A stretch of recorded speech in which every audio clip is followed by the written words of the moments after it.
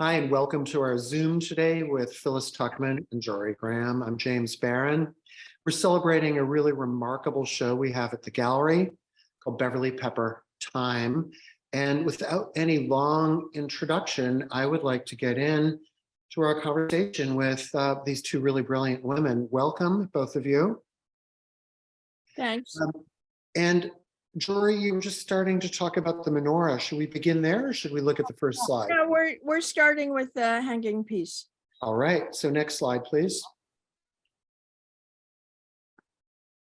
So, Jorie, I think I told you that for a very long time, ages ago, I was obsessed by the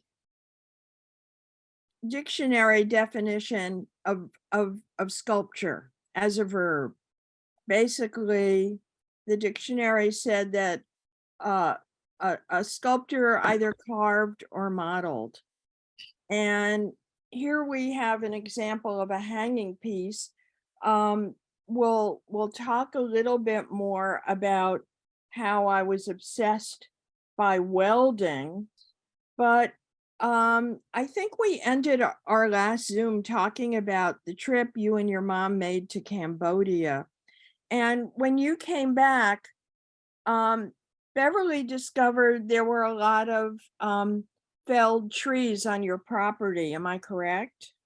Yes, the neighboring property, the part of Rome, which is now completely almost central Rome, was still all countryside then. And there was a neighboring property with a long allée of trees that Mom loved. And there were always sheep in the field. And she loved these trees. I do not believe they're olive trees. I think the word is elm, but I'd have to double check that. And we had been gone 9 months and the farmer had sold the land and he'd felled all the trees. And she was so upset. She had all the trees put on our property where they were for years. And just to be clear, at that point, Mom's studio was the garage. It was the very beginning of her career. She had been a painter. The house and then the garage had served for painting. And when she started to make sculpture in this very year, having come back from Angkor Wat, I believe this must be among the first 2 or 3 pieces that she ever made. You can see the 2 trees she used here. And she'd made this entirely herself in her studio, which was the size of, I mean, it must have been 250 square feet, the garage. So we're talking a small Italian car. So your mom had studied painting. She'd been a painter. She was still quite young. How did she know how to carve? She developed a lot of instincts that must have been incipient in her. Remember that when she was at Pratt Institute, her big desire was to take the classes that were taught in industrial design and in engineering.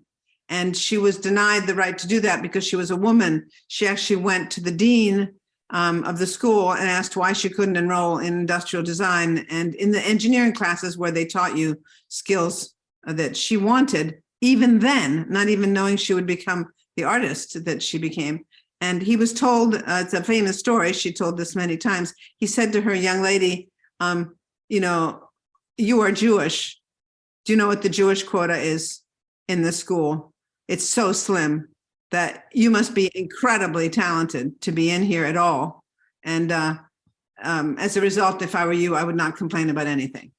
And she never forgot that. She became obsessed with it. So I think Mom, when you look at the clay sculptures she made at the very beginning, when you look at first of all, if you look at the very end of her paintings, that, I've gotten a few of her very, late paintings, and they had these curved shapes in it. People were turning more and more into sculpture in the paintings as it were already.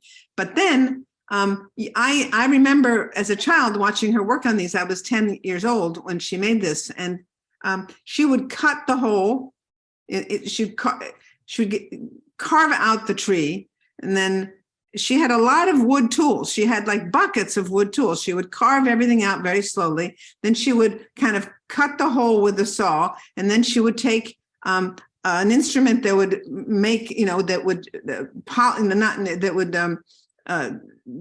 soften the edge of the hole. And then she would take smaller and smaller sandpaper. She had buckets of different sizes of sandpaper that she labeled, and she sanded the whole thing. This is herself. Okay. That's why I think this piece is incredibly rare. Every inch of this has her hands on it. If you could do a DNA pickup of her fingerprints, every inch of it. And she didn't have an assistant then, because she had been a painter. She didn't need an assistant. It's after this that when she began learning to weld, that she had somebody in there helping her. Mostly we were her assistants for the early years of welding, which was, not to go into it now, but it was completely terrifying because the welding stuff comes, it's not hot, but it comes at your face and you have to wear masks and, but she'd take her two small children. She'd probably be accused of child abuse now and say, hold this, I need to work on it. Just hold this part, close your eyes, and so. Besides carving, sanding, and I'm just a trained art historian. I didn't know there were different kinds of sandpaper. Is it waxed? Did she do something else? And why did she begin with something where you would relate the piece to Calder? You're the art historian. I'm the person with the personal memories. The outside is polished. You can polish wood down. It'll get pale. And as you know, from working wood. So she obviously applied something to it, wax. She was really big on the invention of patinas, of surface stuff. She would have, a scary amount of different kinds of paints and solvents and stains and dyes. And then later on, when she was working with metal, of acids that she would mix in her own chemical craziness to make her patinas that looked like painted surfaces. So she was always interested in the surface of the piece, even at the very beginning here. She's done a lot to work with shadow in this piece. And she's done something to me very extraordinary, which is that she's taken two extremely heavy things, clearly, trees. And her first instinct right from the beginning is to make it anti-gravitational, to make it have lift, to make you feel the pull of the earth, which is sort of indicated by the vertical line, because this is something that A, had roots and grew out of the earth, and B, is hovering above the earth in such a way that, you can feel the earth pulling it back down towards its center. So that feeling of the vertical line and the circle that goes up against the vertical line is here at the very beginning. I think this is completely related to the Court 10 My Circle that James, has outside. It's. And the thing is that the wood is hanging from something that she put a lot of effort and time into thinking about. Is that a chain? Did she make that herself? I don't know. I think if she found the chain, she probably used the found chain. I don't know that. I know that at the beginning, it was on a straight, you see the hook on the top? It didn't have the circular loops in the very beginning, in the very first pictures that we have of her with it. She then decided she wanted the circles in there. She's either found that piece of chain or whatever and altered the way it was hung. Don't you think it's a very prominent piece of the aesthetic feature? You have these perfect circles in the chain, relatively, also hanging. You feel their tautness. And then you have the carved circles in the wood, which are really unexpected, that have firmness but no tautness. And I just feel like she's very deliberate in that choice of those circles in that chain. Well, what I love about it is you want to say Calder because it's hanging, but it's an anti-Calder in that the empty circles, that would be Calder shapes. That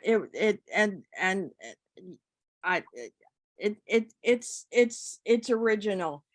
You see her already, like looking at sources and making them her own. I think that she wants you to feel weight. She always wanted you to feel, and Calder wants you to feel weightlessness.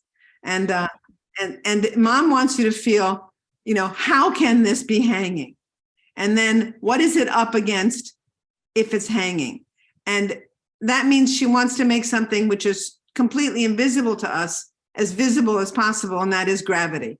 And I think that in all her work, whether things are cantilevered or whether things look like they're going to fall, and things look like, she's always trying to make you see something which is in the invisible. And it's usually a force of a magnetic force, a gravitational force. Because she felt them herself. I mean, as I've said once before, I said this at the inauguration of Mom's sculptures at Stanford Art Museum in October. When it was scary to stand with Mom in a field when I was young, she would say to me all the time, can you hear it? Can you feel it? Can you hear it? And I didn't know what the it was. And so I would, of course, say, yes, Mom, because I had no idea what she was talking about. And then years later, I asked her, what is the it? And she said, can't you hear the core of, she could hear, she said, she felt the core of the earth, the center of the earth, the pull of it. She could hear it. She also could hear, and many people can, so I believe her, she could feel what she used to call the top of the sky, what other people call, the music of the spheres. And so she was feeling this sort of xylem-like pull of, what comes from the earth, which goes to the sky. Kiefer ends up working in that realm also, when he brings, things that are metallic and iron that comes from the sky and puts it onto the earth. And, it's a traditional sculptural desire, which is how do you feel both, gravity and its opposite. But Mom's impulse here is to make you feel not only, I don't think she's trying to disguise that these were trees. They're still shaped like the shapes of the trees. So she's reminding you, these had roots. These sucked from the bottom of the earth up into the upper reaches of the crown. And that line, I think, that she began making her sculpture with, because she found trees. Remember, she saw trees in Angkor Wat.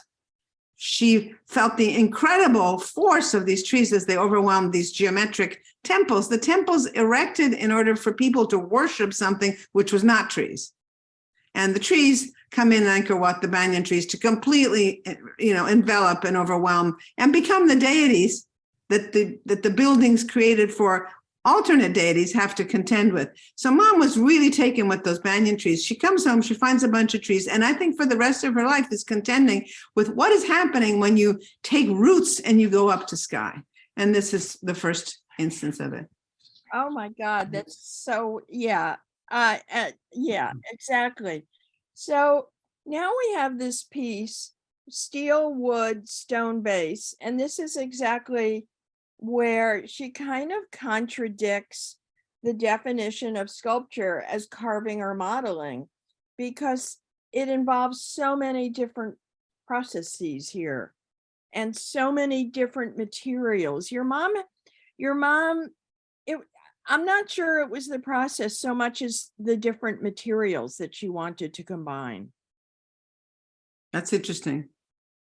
I mean, anyone who works in materials especially these materials, the boundaries of nature are complicated now, but you can be sure that iron, stone, and wood are materials that are provided by the earth. And Mom is obviously an early environmental artist, deeply involved with ecological thought before her time, very much attuned to, when she was saying, like, can you feel it? It's because Mom could stand on the earth. I could, if Mom didn't have to look up to the sky to see what the clouds were doing, I used to feel that she was like some kind of, I didn't always think she was the easiest mom in the world, but she was like standing next to a force of nature or like a force of divinity of some kind, because she could feel things that I have spent my writing life trying to see if I could feel. It is incredible to me what she could feel. I believe she could feel the pull of the magnetic core of the earth. So these things are all provided by the earth. The stone, it comes from a certain duration of time millions of years. Mom always worked, she went into quarries. She loved to quarry stone from a place in Pietrasanta, which was the adjacent hole in the ground or cavern from the piece of stone which made Michelangelo's David. That's why she quarried in that quarry, because she so loved the fact that she was using the same stone by extension as the David that when Michelangelo had come there and picked his piece of marble. She felt that marble, she lived in Italy. What can you expect? But she felt that marble was the deep eons of the earth. Iron has its own history in the earth. Obviously, iron was first thought to be a sky god by the Greeks and the Romans and the Archaic because it seemed to fall because meteoric iron fell. It seemed to fall from the sky. It turns into a deep earth god, Hephaestus, because people discover that it's actually in the earth. So we have the beginnings of the Iron Age. And then she has these trees, which are of a much shorter duration. They have a lifespan of a few hundred years, but they're on a cycle, unlike stone and unlike metal. Trees are on a cycle. They seed and they start over. So they have a kind of sempiternity of their own. So she's dealing here with three materials, but also with three kinds of temporality, three kinds of forces, iron, wood, trees, and stone. It's phenomenal. I mean, it's like, geologic time, historical time, and human time. It's kind of remarkable. It's astonishing. Can we have the next, please? And here now, bronze comes in, and at first, again, as a trained art historian, you want to say Henry Moore, but it's not. It's small and it's so personal. Well, I always wondered because, later on, I find myself wondering, Mom, one of the things she had besides the misogyny that she endured, because she was always the only woman artist competing with male artists in order to do large scale installation works and commissions, which, she also was contending with the fact that her peers, Barbara Hepworth, Lee Montague, I don't know about Nevelson in terms of this, but, were distinctly female artists. And there was a real movement and pressure on Mom to think of herself as a woman artist, a woman sculptor. And she used to say all the time, don't hyphenate me. Okay, I'm a sculptor. Even in Italian, where there are two words for it, scultrice and scultore, she insisted on scultore, just because it wasn't gender neutral. But the thing is, she did not want to be put, as she said, I don't want to be put in any ghetto. She lived through a period in which, ghettos had a very salient feeling for her. But I look at this, Phyllis, and what I would ask you is, although when I look at Mom's later art, I couldn't tell you if a man or a woman made it. And I understand that the work becomes kind of, I don't know what pronoun we would give my mother's work now, but it is not gendered. If we look at her core 10 pieces, you wouldn't know if a man or a woman had made those. But I think you can tell a woman made this, can't you? Oh, yeah, it's very womb-like. But yeah, that's interesting. And the fact that the bronze is in the womb. And if you approach it that way. And it reminds me a bit of the work of the women of that era. One of the things I like about it is that she has, to go back to the last just insight, is that bronze, okay, which is obviously a very ancient and noble material, very expensive, hard to work with, everything that it is. Also of infinite duration, bronze, of all the metals is the noble metal because it just doesn't age. You can look at bronze sculptures pulled up out of the Tiber that were Hellenistic and they just don't, bronze doesn't age, is being held by wood, which erodes, ages, comes from a thing which was a living substance, which itself had a life and a death, even though it's on a cycle. So it's an interesting inversion where you think the bronze would hold the fragile wood, as opposed to the fragile wood is holding the, basically eternal bronze. So it's kind of interesting that way. Well, also, like the previous pieces, I mean, artists did not use bronze in the 1960s. I mean, I did a 6 in bronze show in 1981 at Williams because bronze had returned, but it was no longer adventurous. Well, Mom was obsessed with bronze, and towards the end of her life had wanted many of the pieces that were in Corten. She left instructions for them to be made, you know, not many, but a handful, to be made in bronze. There was a beginning of that. And then, you know, now there are just instructions and, you know, what are they called? Shop drawings for them. But she had wanted to go back to bronze in her 90s desperately. Thinking about what we said before, it's as if you could say about this piece, the wood holding the bronze, like, how do you give birth to permanence? If you look at the way that's a birth, you know, it's also like a big ear. You could look at this and think it's like a satellite trying to listen out into what she called the top of the sky, the music of the spheres. This does look like an instrument. I mean, we automatically, the go-to is womb-like, but you're just looking at it now, especially with that light on it.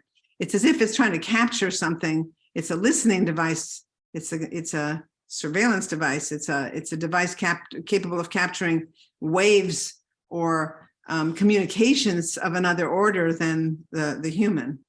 Well, it's something like you would find in Close Encounters of the Third Kind. Wow, isn't that cool? Given how archaic it could also look, and then it looks so contemporary. Yeah, it's so interesting. God, what a beautiful piece you have there, James. But also what you're saying about patina, it's so interesting because you have to think about the finish. The finish of the bronze is so different than the finish of the wood. Also, remember, Phyllis, she always had her pieces on a piece of stone, okay? And she cared a lot about the kind of stone it was. So there's a conversation with stone. Stone has a different kind of temporality than bronze. So that stone is not to be, when we're looking at this image here, you know, we're not looking at the stone and the grains in that piece of marble or granite, and we're not noticing what it's doing as well. And were these sculptures originally in the basement on Thomas Street? Yes. I mean, what Mom did was she kept most of the pieces that James has, especially of this year, are pieces that Mom kept for herself. She had them in her own home. I mean, she always kept what she thought was the best piece of any moment, because she wanted to live with it so it would teach her something. At the end of her life, she was still looking at pieces she'd made in her 30s, trying to understand what they had to teach her. And I learned a lot from that, because I realized that, you know, you have to go back and look at your early work in order to understand what you didn't know it was trying to teach you. She was a really great example of that. But this was a piece she kept. And then when she had decided that she might not stay in Italy quite as much, and she had gotten a place in Connecticut, actually, she didn't get the place in Connecticut. Someone paid her in land in Santa Fe for a sculpture. She tried to build an Italianate house in Santa Fe when the rules were such that you couldn't do it. So they basically expelled her from Santa Fe. So she traded her piece of land in Santa Fe for a piece of land in Connecticut. She ended up there, and she took this piece to Connecticut, where she had it in her living room. And then she had a loft in New York, where she had planned to make a studio. So she brought over from Italy, there are quite a few pieces in this show. Very early on, she brought works into the huge basement of that loft, packed up, you know, not planning to show them. They were not among the things sent to New York to be exhibited or something. They're things she wanted for, you know, to live in the live-in part of her studio in New York, where she had planned to spend a lot more time. And those were the pieces she wanted with her. So I sort of think I would have, you know, I think of this show as many of the pieces that Mom wanted with her. No, and I remember being in that basement. It was like some wonderland. It was extraordinary. Can we have the next one, please? And now this is a hanging piece again. Am I right? And the combination of steel and wood is so gutsy in 1961. Phyllis, it actually hangs on the wall, or it can be adjacent to the floor. So it has Okay, I two think- options. Yeah, we have the next image, but I'm in love with how Jorie, how your mom worked with bands, BADNS. There were images of her at one point where she would, I'm going to stand back here, but she would take the metal and try to bend it, okay, which she clearly couldn't do. I mean, when she finally got an assistant, he would say, "Signora, please, you're going to like break your back." Because you have to heat the metal to curve it like this. And once you create the curve, it stays. But you have to heat the metal, and it turns red, and it's a whole process. And you practically, by the time these are being made, she's expanded the studio. They just, tore down the back wall and built on the garage. And she had like a mini forge in the back. And but I think she titled this thing "Love Affair." We found that because this was boxed. This has never been shown. It was intact. It was in perfect condition because no one had unpacked it. And she had handwritten the title on the documentation with it, and it said "Love Affair." I was stunned. I was just stunned by the title. So at this point, I mean, bronze again, 1961-62, you'd have to be a European to be working in bronze. An American would not be working in bronze. Can you explain why? That's interesting.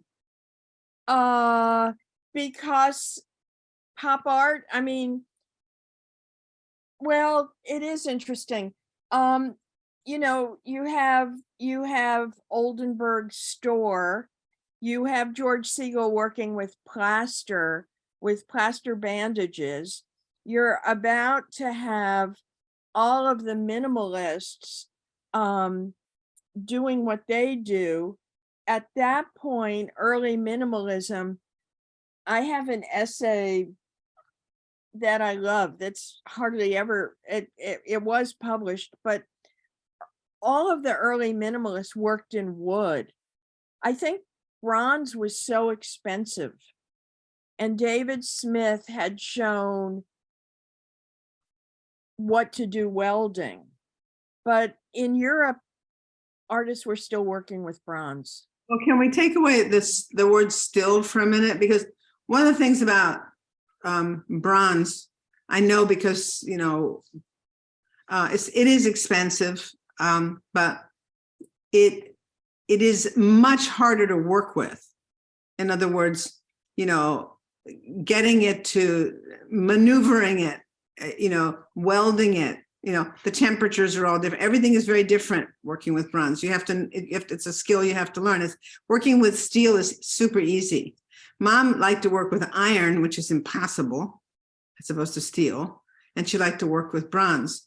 And her instinct, you have to remember, she's living in a country where, whether you're in Florence or in Rome or wherever you are, and you think about antiquity and you think of what's come forward, you had, if you went to the Etruscan Museum or whatever, you always had the clay or baked objects, and you had objects made out of iron, which was precious, and then you had noble objects. This is materia nobile is still the way you refer to bronze in Italy. It's the noble material. So Apollo in the in the Etruscan Museum, the Villa Giulia in Rome, the Apollo is carved in bronze. There's a wonderful terracotta one, but then there's the bronze one. So there's an attachment to the feeling that you are in touch with chthonic forces or forces of divinity, or things that have been used to represent divinity, or things that have been used to represent, ultimately after divinity, they were used to represent the most powerful and rich people in Florence. But bronze is, along with marble. I mean, carving marble and maneuvering bronze are, let's go back to her being excluded from that class at Pratt. Those are the two most difficult materials. Wood is the easiest thing to work in. Okay, it's soft. Anybody can do it once you learn the skills. To be great at it is a different thing. But in terms of just the sheer difficulty, she liked to work in materials that she could be rejected by. She liked to work with materials that could say no to her. Stone can say no to you very easily. You go work in the wrong place in a piece of stone and it'll just fissure on you and break, and you're done. You're finished. You don't know where to go put your chisel in in a piece of stone, and you try to mess with bronze, and it will rebuke you. So I think Mom was, interested in those, in Jacob, and wrestling the angel was one of her favorite stories. Oh my God, definitely. One of my favorite stories about the Calder marriage was that Calder's father would ask his mother to come to the studio, and he would have been carving in stone, and then the mother would say, "Oh, I liked it more yesterday." Oh my God. Jorie, I have to say, it's very interesting about Jacob wrestling with Angel, because having lived with the hanging wooden piece, the first slide, I actually do see it as angels floating in the sky. You're completely right. Mom had two wooden angels that I have now that are just on my mantelpiece, but not Mom. Mom had affixed something to their backs and had them floating, very much like those two wooden pieces, in the middle of our living room. So you're Right. completely right. I mean, she sees them as floating, but I want to say about this that there's another element that we're not thinking about, and that is in 61, 62, Mom and Dad spent a lot of time in Spain. And Mom, loved Goya. Okay, he was probably her favorite of all her influences. People don't talk about Goya, but Goya's, the dark Goyas, in the late Goyas. In the Casa del Sordo, those were very important to Mom. She had all the etchings of the complete set of those, and she had them always visible wherever she was. And she was also upset by, confused by the corrida, which is something that my father was very interested in. So both this piece and the next piece and those hanging things, if you see the three witches, or the witches sitting on the branches of a tree, or you look at Goya's late work and you want to look back at these things of Mom's, you can see those influences as well. And in the way that Goya was influenced by, before it was cleaned, the Last Judgment part of the Sistine Chapel, not the upper part, but the Last Judgment, the drooping faces, the hanging, everybody hanging midair and being held midair. Another one of Mom's absolutely favorite artists was Cranach. She couldn't get enough Cranach. She would go out of her way to see Cranach. And the way the roiling, she would look at the roiling antlers of the animals in the water. And you can see it all in these pieces, I think.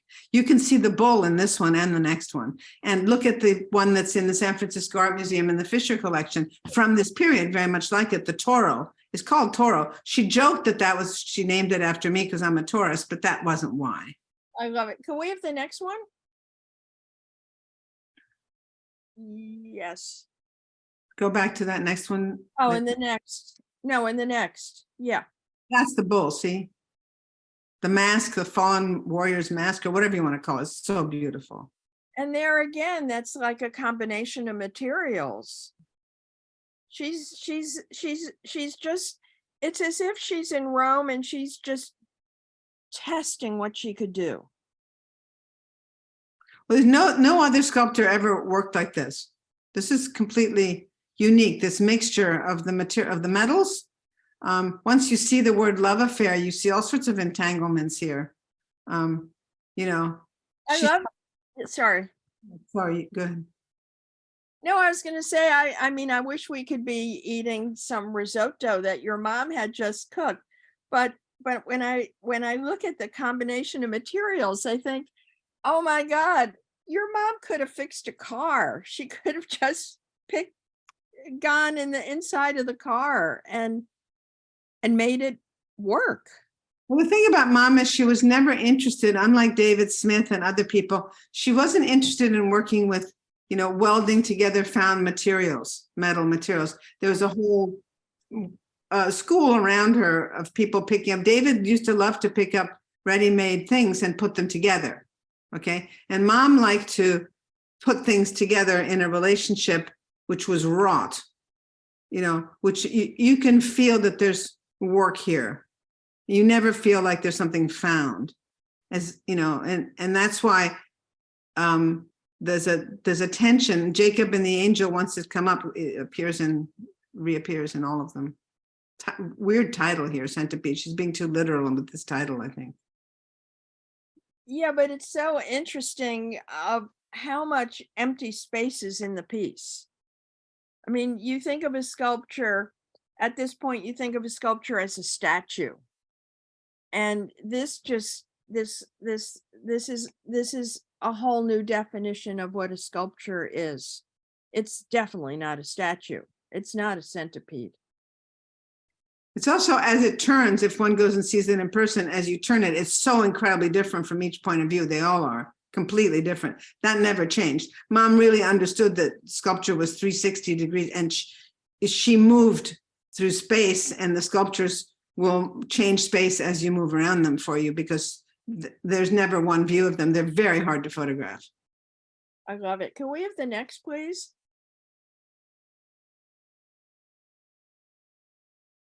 So here's this amazing menorah.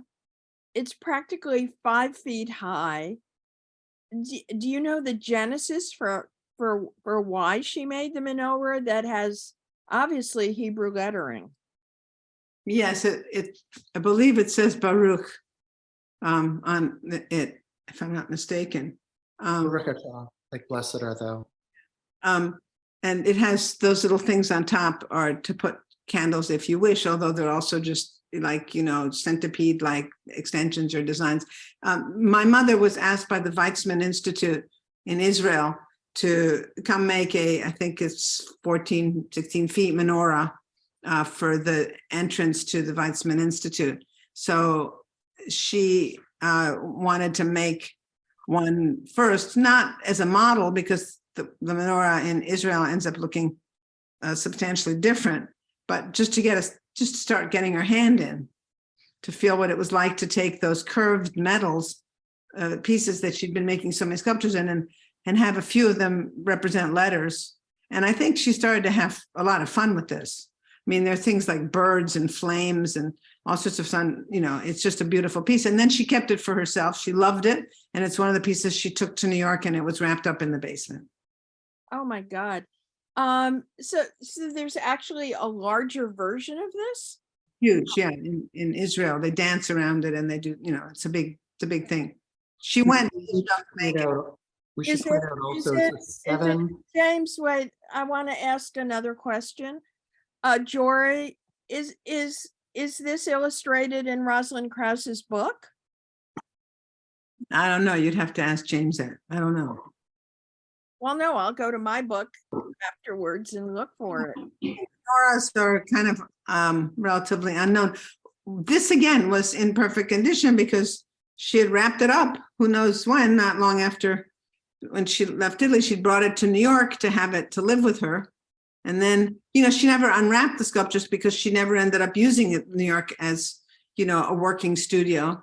And so, you know, 40 years later, or whatever, we unwrapped a lot of things and found these.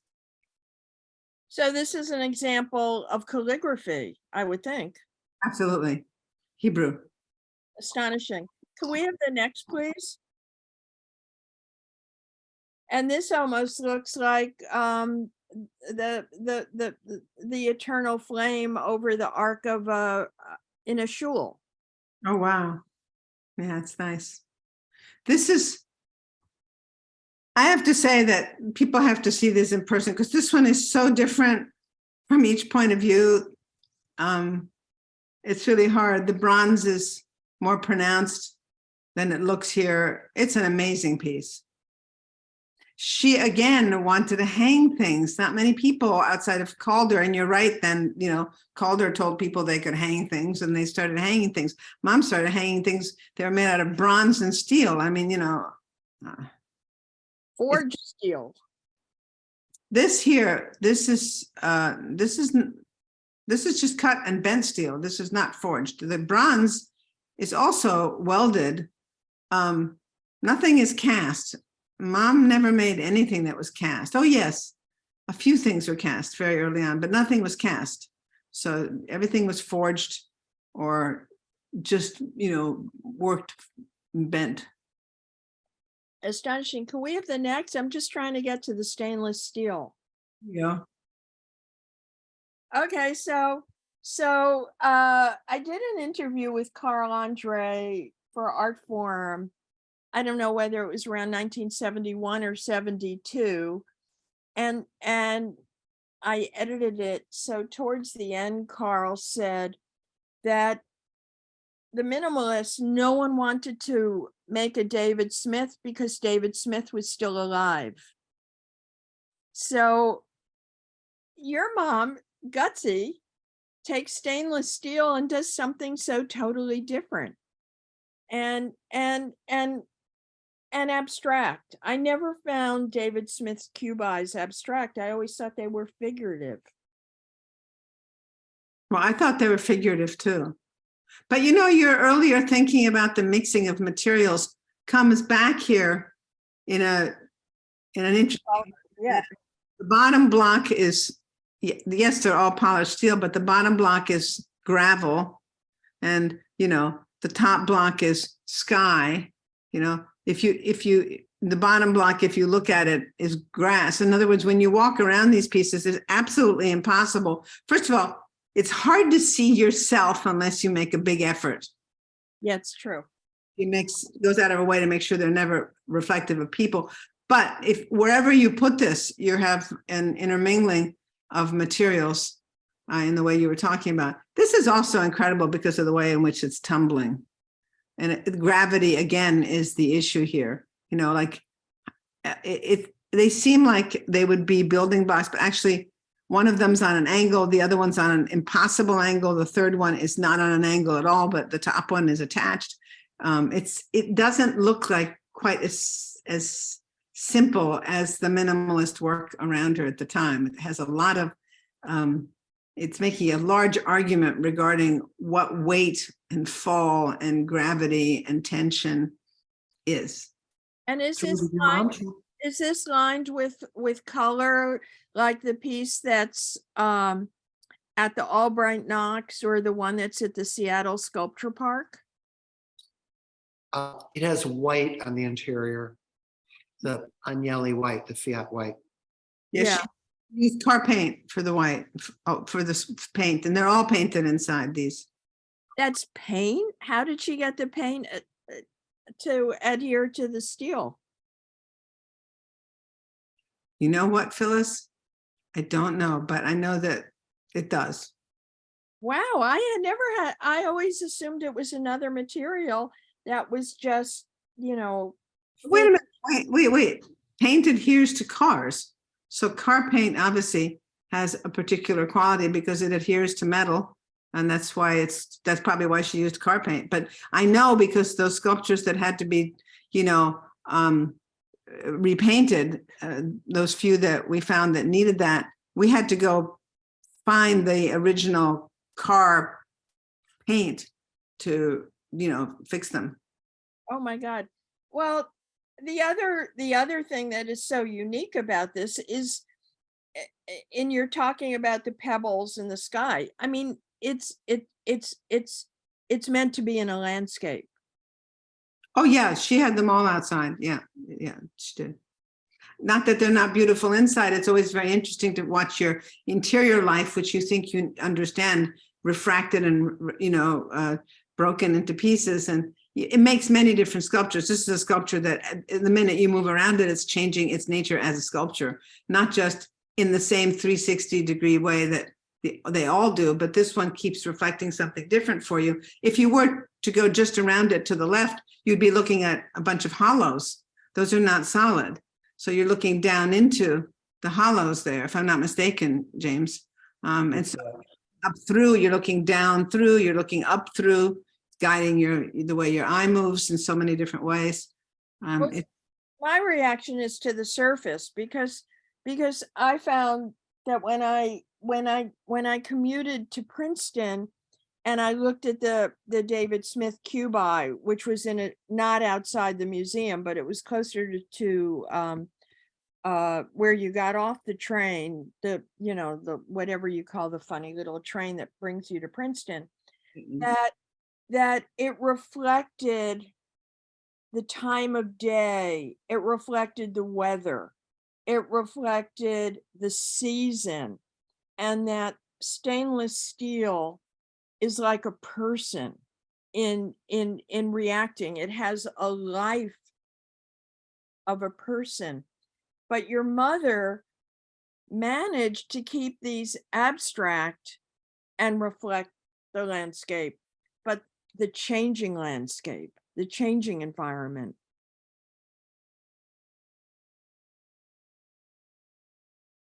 I mean, if we're going to move to the next slide, but what's interesting about the one that James has up now is the right-hand side of that column is reflecting trees and bringing, the exterior at a right angle to what look like other objects in the room. So it's the interior life and the exterior life just brought to a right angle to each other for you to inhabit. I think that's a very interesting effect also. Again, a hollow, you feel like the long column was originally over the other two stacks and it's been slid over somehow. That's just an illusion, and that it's hovering over a void, and it's the fullness that it should have is to the left of it. What is that destabilizing? It looks impossible that the weightier piece on top would not be toppling the thing over and bringing it down. The way these are cantilevered, they again have to do with this feeling of, what should fall that will not fall. I mean, that's what we mean when we talk about gravity. Oh, that's a great way to put it. Can we have the next? Do we have another stainless? Yeah, see, I love the colors that are inside them. Yeah, beautiful. And this piece, I feel like this piece is in constant motion.